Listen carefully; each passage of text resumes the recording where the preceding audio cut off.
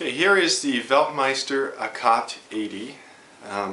This is a very similar model to the Akat 72 and actually about the same size as the Opel. The difference between the models, the other Akat also has 34 keys and 5 switches, but on this one there's 80 buttons and it's 16 by 5. So if you notice, there's no diminished row, but it has the same range of notes, 16 of them,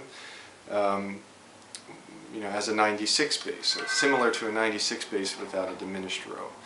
And comparing the three models that are kind of this size, the Opel and the two Akats, the Opel has a little smaller keys, 37 of them, so basically they're a little bit closer together and a little shorter.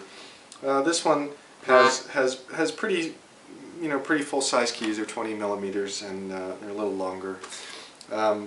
So overall, a really nice kind of intermediate advanced accordion with 34 keys and 80 bass. Having the 80 bass has the advantage that, for instance, if I'm up here in the major, I can move up and have the minor up top versus having to go down to the bottom.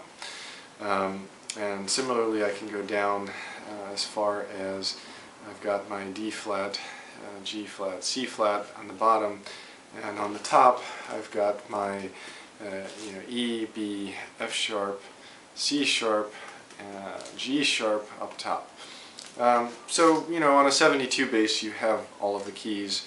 It's 12 by 6, so you have all 12 chromatic notes.